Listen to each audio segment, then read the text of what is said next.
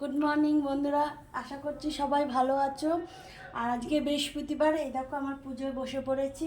ঘট সাজানো হয়ে গেছে, ঘরটা দেখা, ঘট সাজানো হয়ে গেছে।